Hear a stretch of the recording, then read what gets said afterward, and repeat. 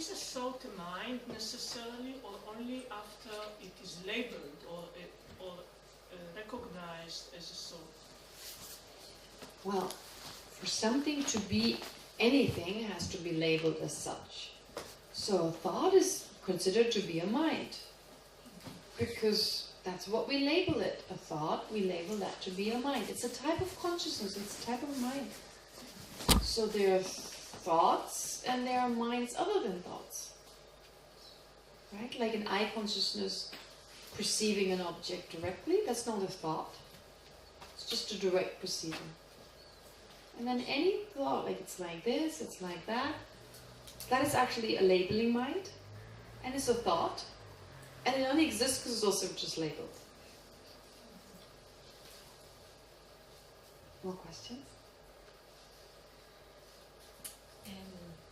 When I was thinking about others, the Buddha potential, Buddha nature, so I need maybe a more vivid description maybe for that Buddha nature.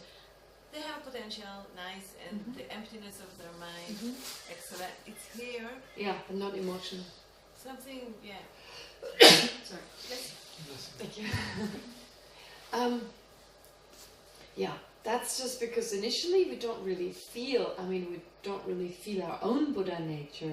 So I guess that's just a matter, initially you it's just intellectual. So through meditation, and meditation doesn't necessarily mean you have to sit down cross-legged, but every time you think about Buddha nature, you try to bring it to an emotional level. Kind of like, what does that mean? My own mind, my own love, this never-ending source of love and compassion. Maybe it'll helpful. I try to do this, I think, from the point of view of different aspects. For instance, I meet His Holiness the Dalai Lama, and he inspires me. And I'm thinking, what love, what compassion. And it's almost like I don't recognize his love and compassion, but a little bit I get a sense of it. And then I try to transfer this to myself, I can have that, and other sentient beings too. So then the same awe, like this respect I have for His Holiness, I can try and transfer this to others. So it's not yet, it hasn't come through yet, but it's like, a piece of gold that you would not respect exactly, but consider precious, although it's covered by dirt. So likewise, these qualities His Holiness have, everyone has them, except they're covered. So though they're covered, but they're, in the same way you connect to His Holiness, you try to bring that with others. But that's a constant thing. You have to do it again and again and again. Right? Every time you think about Buddha nature, try to find a different way of going about it. So anything that inspires you in the Buddha, take that. So that emotional, there's an emotion there. Oh my God, amazing, that mind. Everyone has it. Right? Bring it to all sentient beings. I have it. They have it. Okay? So that will naturally lead to some kind of respect. So if someone comes like, say, in the traffic, honestly, you were saying about Israelis being rude, but the rudeness I witness on German highways, it's unbelievable. I've not seen it so far. People are so aggressive and so angry, right? And right away they show you the finger and they're really aggressive. They wouldn't do it if you met them, because then you meet them, but like if they're anonymous. So there's this aggression, you can feel it. In that moment, that's just another sentient being.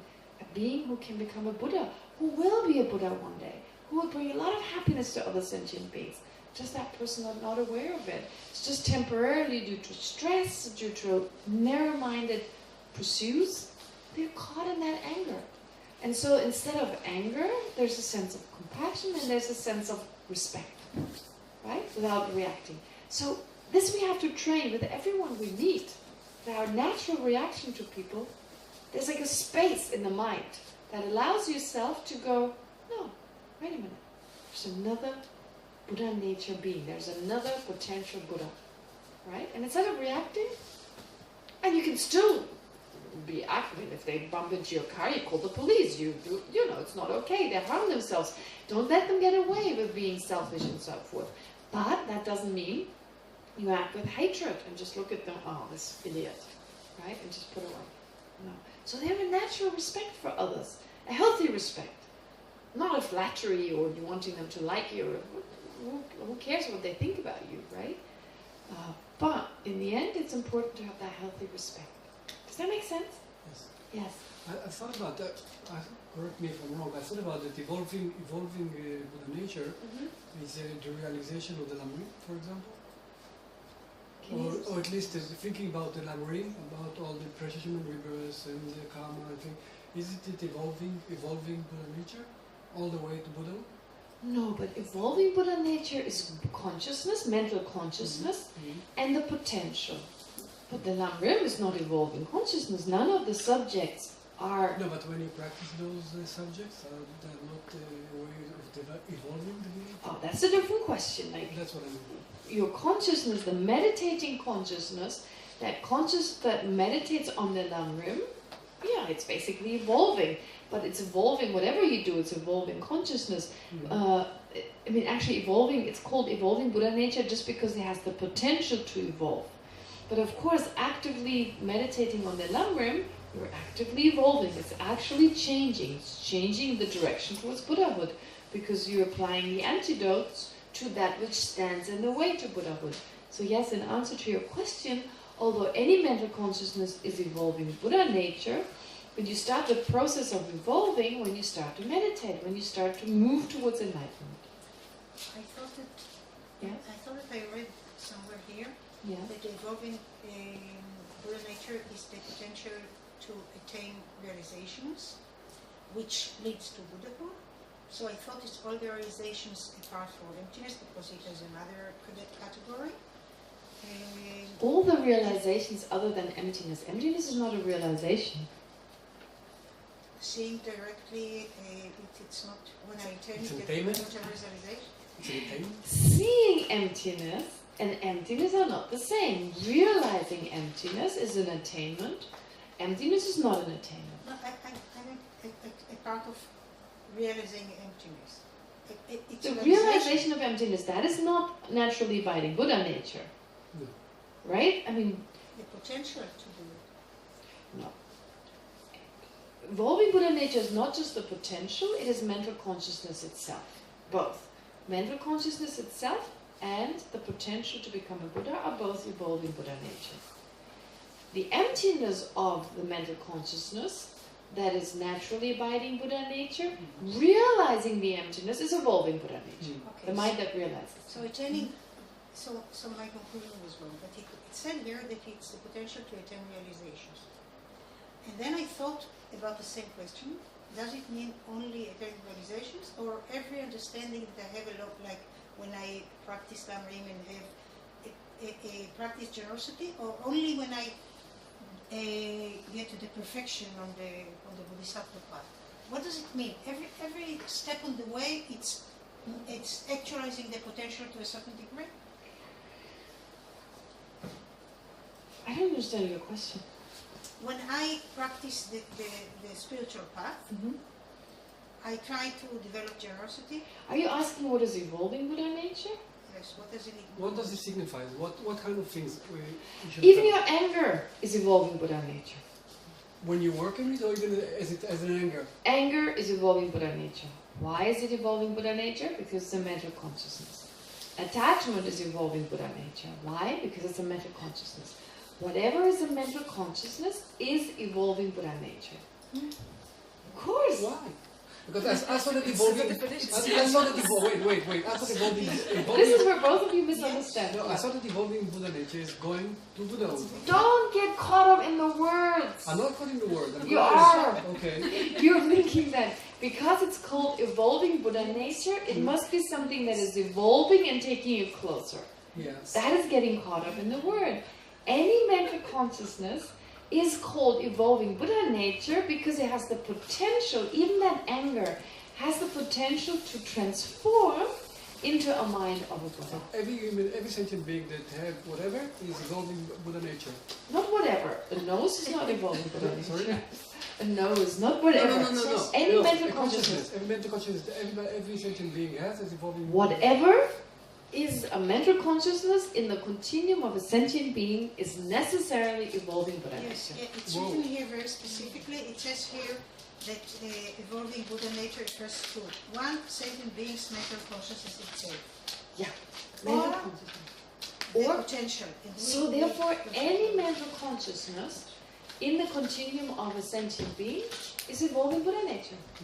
There are some who say anger, like the afflictions, are not evolving Buddha nature. But then you have a problem. Because then you have to say that anger does not, the mind that is anger does not transform to become a Buddha's mind. They say that the anger, the continuum is stopped. That doesn't make sense. How can the continuum of something just totally go out of existence? You can't have it physically. Why would you have it mentally? The whole idea of future lives is that our mental consciousness cannot be stopped. Cannot stop. So just as the physical aspects, the physical phenomena that make up our body, they continue and they transform, likewise our mental consciousness goes on. So any mental consciousness goes on, therefore anger goes on too. You can't stop anger. You can stop the aspect of the anger, you can remove it from the mind. But the mind itself, that clear and knowing ability which the anger also has, that goes on. And if that goes on, then the anger or the attachment, any type of mental consciousness is evolving Buddha nature. Because eventually, however limited it is, it becomes the mental consciousness of a Buddha. So it has the potential to evolve. That's what the word evolve means. It doesn't mean it itself is already taking it closer to Buddhahood. It's that evolving mind. So don't get caught up in the words.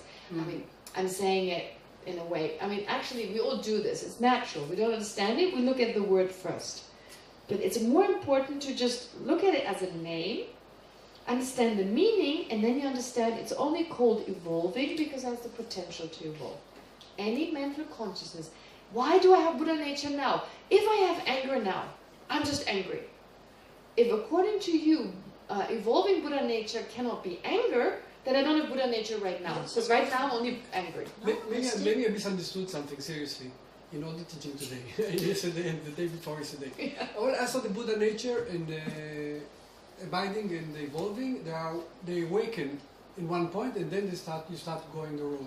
But they awaken, no, that's true, they do awaken, you didn't misunderstand that. And then you evolve. No. I know everything evolves, whatever every sentient being does is evolving. Okay, then they evolve. Okay, that works. Once your Buddha nature is awakened, it evolves. Okay, but that doesn't mean the word evolving of evolving Buddha nature doesn't refer to that. Because according to you, I don't have Buddha nature. Because I haven't awakened that yet. So according to you, I don't have Buddha nature. According to you, all sentient beings don't have Buddha nature. No, they have, but they don't. It's not yet evolved. That's what I mean. They have the potential. We have not the potential. But it's still evolving Buddha nature. What else would you call it? There's two types: naturally abiding and evolving Buddha nature. You're Chittamatra. No. Wait. But we said that you enter the Mahayana path. You're Chittamatra, really? Yeah, maybe. Look, well, let's clarify. You said that the Mahayana path. You go to the Mahayana path. It's not an insult to call you a Chittamatra. No, it's okay. No, not insulted. I know that very good people are thinking that it's. But I say that I thought that you said that the Mahayana path, you enter the Mahayana path when you have the very great compassion and then going forward. So then when it's waken up, all this process of everybody has Buddha nature, Yes. but it starts to evolve only when these two things that come is together. true. That is true. So I didn't understand rightly. So, but still everything is every sentient being has an emotion or whatever afflicting emotion. It's evolving even if it's not awakened still. It's not evolving, but it has a Buddha. It is not evolving, but it's evolving Buddha nature. Because what is the meaning of evolving Buddha nature? It is that which can potentially expand. So in Tibetan it's gengyur. Gengyur means that which grows bigger, which grows vaster. That which becomes vaster. Okay? So it can become now, it can become in the future, but it doesn't make sense in English. Buddha nature that becomes vaster. It doesn't make sense. So it's really, evolving is the term that is used. But it means the same thing. So it basically means that you call it evolving Buddha nature only because of its potential But once you awaken your Buddha nature, of course you're actively. But even once you awakened it, you still have anger. Of course, that I can understand. Right? That is not taking you closer to enlightenment. But that's the main work. If I have anger, I can work on it. If I don't have anger... We didn't even get to this. There's also Mahayana Buddha. There are these definitions actually. We just didn't get there. This is actually part of this. You can read those on your own. I need to find it now. But there is something that we unfortunately didn't get to do. Oh yeah. So here the definition of evolving Buddha nature is a nature or a potential or nature that is suitable to become the kaya of a Buddha. And that has been, oh no, this is Chittamatra, sorry. This is the definition of the Chittamatra. You also Chittamatra. Okay, so this, this is just, first you have the Chittamatra, and in the end the definition. And then you have Madhyamika, and at the end, oh yeah. The definition of evolving Buddha nature is that which is Buddha nature and suitable to become a conditioned kaya, like an impermanent kaya of a Buddha. So it turns into an impermanent kaya of a Buddha. The potential becomes the form. The mind itself becomes the mind of a Buddha. Okay, so that definition works. Then you have a definition of a naturally abiding Buddha nature. It is the emptiness of the consciousness. Okay, so here you have two types. You have a naturally abiding Buddha nature itself. Okay, that's on page 59. Naturally abiding Buddha nature is that which is the emptiness of a consciousness that is its object of support and has not eliminated stains. Okay, so basically it is the emptiness of a consciousness in the continuum of someone who has not overcome afflictions yet or obstructions yet, and which is suitable to become the nature body, the svabhavakaya of a Buddha. Okay, it's suitable to become the emptiness of the Buddhism. And it's something where in the continuum of it's a consciousness in the continuum of a person who has not eliminated the obscurations yet. Okay, so that's pretty clear. But then you also talk of the definition of naturally abiding Buddha nature that is the support of Mahayana practice. So naturally abiding Buddha nature which serves as the support of Mahayana practice.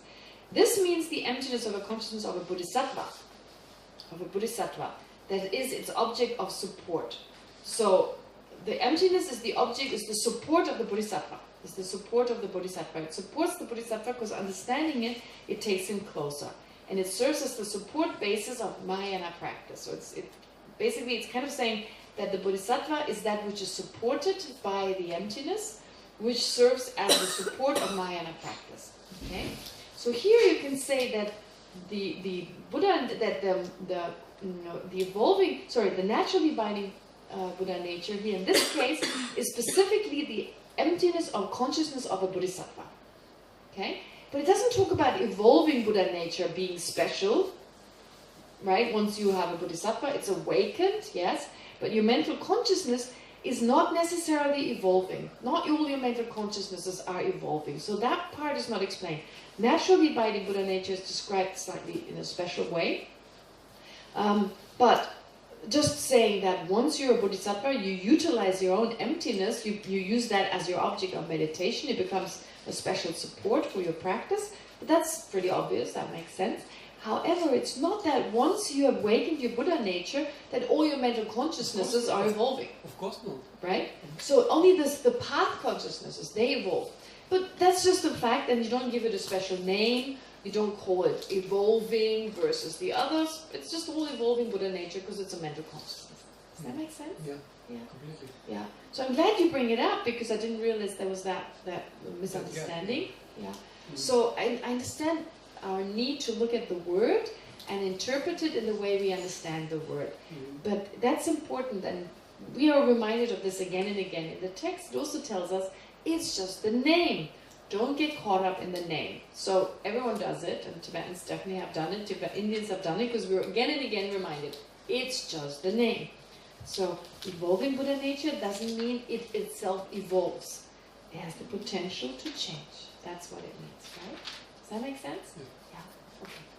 Maybe it's a big question, but I'll ask anyway. Yeah. And we talked a lot about the mind and about, like, we did analytical meditation about us being able to label things, including label our own mind, and about the concept of emptiness and like understanding it at least logically, which is, these are the parts that I kind of can logically understand. Yeah. We can also understand about like Buddha nature, about what could it be to remove afflictions, because we know what it is that we are jealous or angry. Yeah. We can somehow imagine how it's not going to be one day, I don't know, for a Buddha. Yes. But there's also the part of being that Buddha is all-knowing and omnipresent, which is something that we cannot logically derive, and we can't we can't even imagine. Yeah. Is it something that Buddha said about himself? It's like something we add to what we can understand. Is it something that he taught about, like, how do we know that? We need to trust that, but like, what is the teaching? How can we get an experience of that? Well, not even experience. Just, is that a teaching that he said about himself, or that? Well, he wouldn't say about himself he's a Buddha, but he's definitely taught about Buddhas being omniscient, having no more obscurations in their mind to now know all phenomena. So there are plenty of explanations you find in the sutras talking about the mind's natural ability to know, and if there's nothing that obstructs it from knowing, why would it not know everything? So it's actually just logical that right now we can know a lot, but our mind is still very limited by our misperceptions, by our self-grasping and so forth. But if you remove all that, it logically makes sense that anything can be known. And this has been explained, and it can be logically established. Right? But it makes not that much sense initially, like you need to learn more about this. The more you learn, the more you study about the mind, the more you get a sense, oh yeah, what else would the Buddha do? That it's still inconceivable or like beyond my understanding, yeah, well, right? Still an intellectual sense. And I feel the same that you do, the sense of incredible love. We can have these tiny moments where we can feel sincere love. They never last. But I can get a sense, oh, if I can do it for 5 seconds, maybe I can do it for 5 hours. Maybe it stays forever. So that gives us a sense. Or when we have deep, sometimes we just have this understanding. You know, like suddenly we don't know where it comes from, but we understand something. I'm sure we've all had these moments when you're in the Dharma.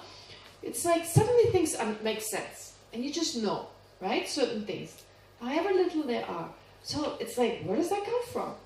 Or you just sometimes in our everyday happening, we just know something about another person. We know something has happened. Where does that come from? In fact, there have been scientific experiences. Now this is really odd, but I don't know whether I can get the details right. But they say that they've made experiments with people. They show them a picture of a parrot or something, or a picture of an activity, and just before they showed them, already the part of the brain has already been activated that is associated with perceiving someone playing tennis. They've made these tests, and it's like, how is that possible? You haven't even shown it to them. So this ability of the mind to know, even in advance, but I don't know, you have to look at this experiment more closely. This has been part of like an experiment on the mind, the ability to know, etc. There's also these experiments with parrots. You know, there was this parrot once, and so again, that sentient beings, that animals can know certain things that are beyond us, it's just because we all have the ability to know. It just manifests in different ways, however limited it is. So there was this famous parrot once, and they did tests with this parrot, where they showed a person a picture in a different room so that the parrot couldn't hear, and the parrot always picked the right picture. So they would show the person in the room a picture of an apple and gave the parrot the choice of the owner, the choice of an apple, a pear, and a house, and the parrot would always choose the picture with the apple. And this person was told apple. So it was told to think about the apple, and the parrot chose that. So it seems almost like a clairvoyant kind of ability. Now, I don't know, but like dogs, you know, sometimes dogs, they know in advance that someone is going to come, right? These stories of these incredibly clever dog, their owner gets off the bus 3 kilometers away, and the dog is already waiting at the door, right? There's stories like that. I remember in the Second World War, there are stories of a soldier coming home after years being in Russia.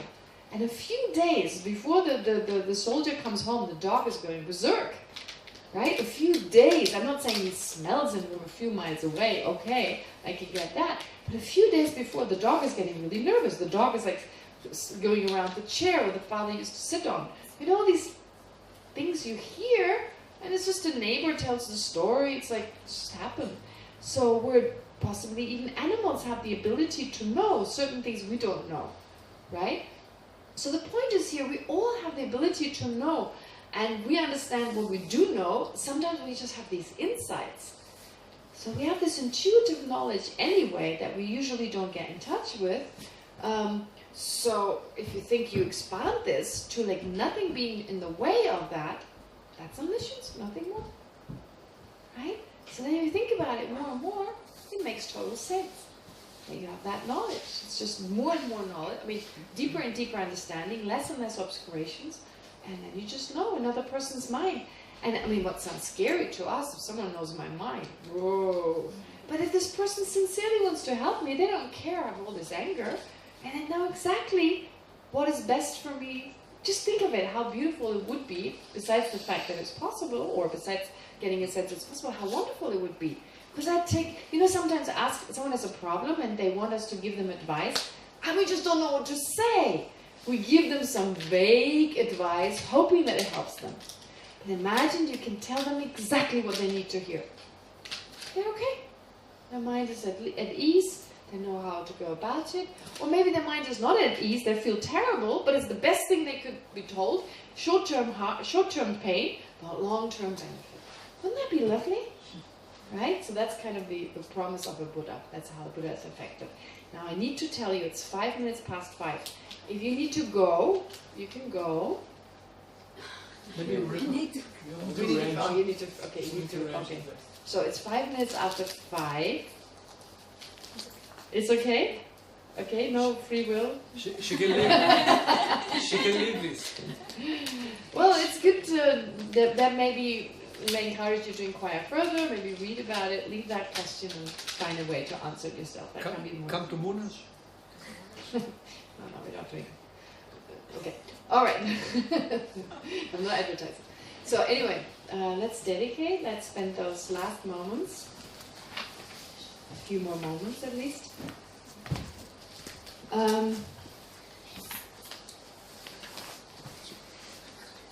So to now become aware or to think of the positive potential. Oh wait, let's go. Okay.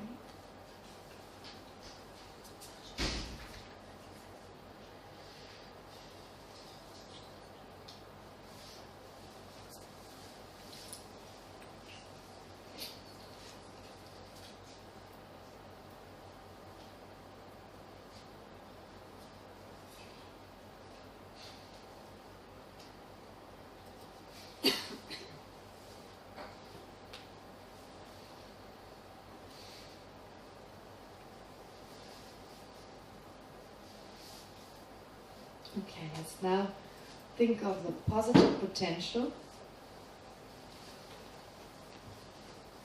all the merit, all the positive energy we have accumulated over those 2-3 days. Having listened, contemplated, and meditated on the Dharma. Having likewise undergone hardships,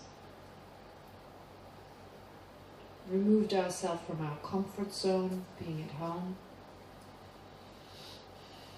having kept silence, asked questions, and so forth, and just having been here together, supporting each other, all this positive potential, let's dedicate it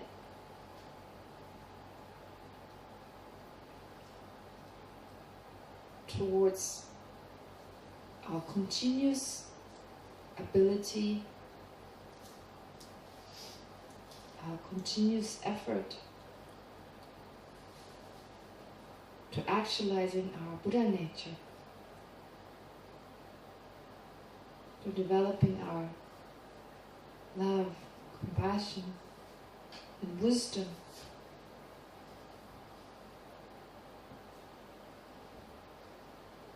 The main purpose to help all sentient beings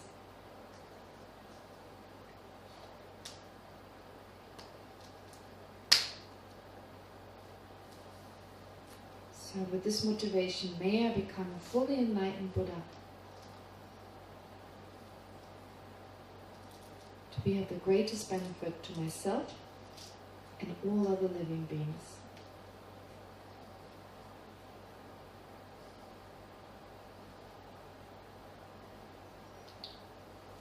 Try to really feel this from the depth of your heart.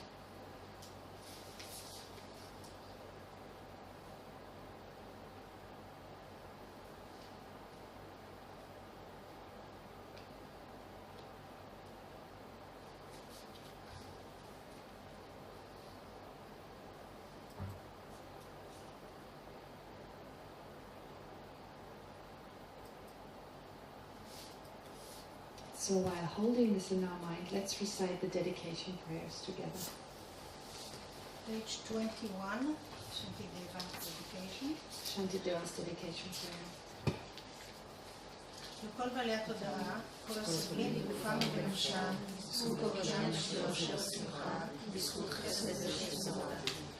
ולא יסבול איש, ולא יעשה רע, לא יפחד ולא ימית בערכו בגלל תודעה שורה ואחדות. לא יראו אויבים מראות, לא ישמעו חדשים צלילים, וכל מי שגופו קורע תחת עול, מחדש את כוחותיו במנוחה.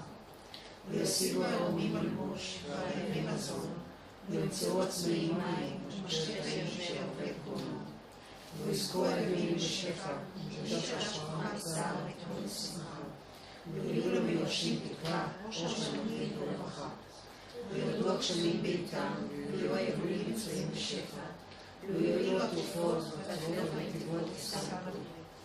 לא ילכו כל החולים והסובלים מרעם וחוביהם. לא ייעלמו כל המחלות מן העולם ולא יופיעו. לא יחדלו הפחדים לפחד וישוחרר כל מי שכבול. לא יינתן לחסרי היש הכוח ובני האדם יבקשו להיטיב זה מזה. כל עוד יש חלל וכל עוד חיים כל בעלי תודעה. לא ממשיך להתקיים גם אני כדי לגבר את סבלות העולם. Okay. Well, thank you very much. Have a safe trip home, and I'll probably meet you again in the future. And if not, have a wonderful life. When you're Buddha, don't forget me. Geshe, thank you so much. On behalf of, I think, very happy and very confused. Thank you so much. This was a wonderful weekend. Great teachings. Thank you. Okay. Okay. All right. Thank you.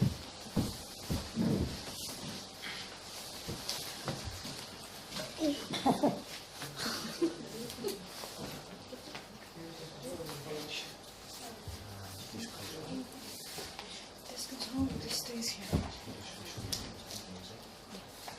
This can be careful too.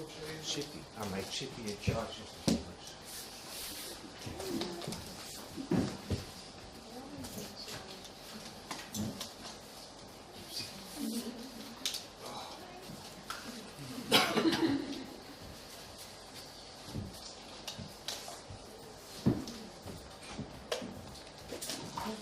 כמו שאמרנו, את הטקסטים הם של כולנו, אנחנו הביתה, את חברות התפילה אנחנו נעסוק ברשותכם. כולם להתנהג יפה.